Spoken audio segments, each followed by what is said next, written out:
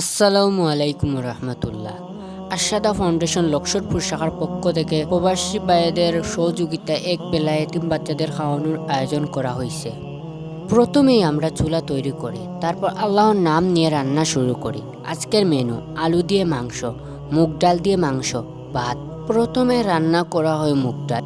এই কাজে শুরু থেকে শেষ পর্যন্ত যারা ছিলেন, আমি বাদে মাহিন, সুহান, আবদুল্লাহ, সিজান, আহমদ, আর যার কথা না বললেই নয়, হান্নান চাচা, যিনি আজ সম্পূর্ণ রান্না করেছেন। আর সবচেয়ে বিশেষ হচ্ছেন প্রবাসী, যারা আমাদের সব আয়োজন করতে সহযোগিতা করেছেন এবং সবসময় পাশে ছিলেন।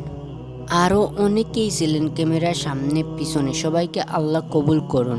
আমাদের প্রতি যেহেতু আপনারা ভরসা করেছেন, আমরা চেষ্টা করছি দায়িত্বটা যথাযথভাবে পালন করতে।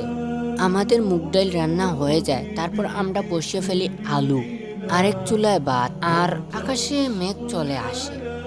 তারপর হঠাৎ বৃষ্টি চলে আসে, তবে তেরপাল টাঙ্গিয়ে আমরা কাজ চালিয়ে যাই। আলহামদুলিল্লাহ, রান্না শেষ হয়। তারপর আমরা খাবার নিয়ে মাদ্রাসায় যাই।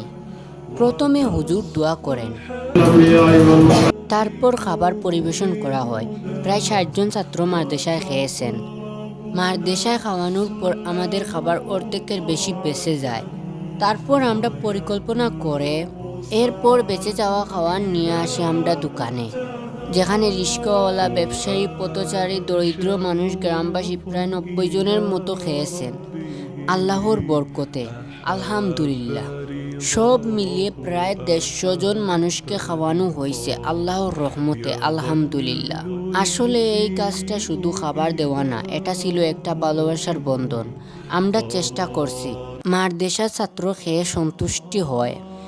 এই উদ্যোগের পিছনে যারা ছিলেন, সামনে পিছনে দোয়া অর্থে, সবার জন্য অন্তরের গভীর থেকে ভালোবাসা ও দোয়া।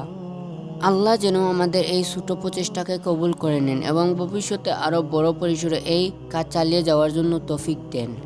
আপনাদের দোয়া ও পাশে থাকাই আমাদের অনুপ্রেরণা। আসুন আমরা একসাথে ভালো কাজ করে এগিয়ে যাই।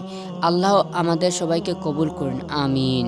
দেখা হবে অন্য একটি সামাজিক কাজে এবং ভিডিওতে। আসসালামু আলাইকুম।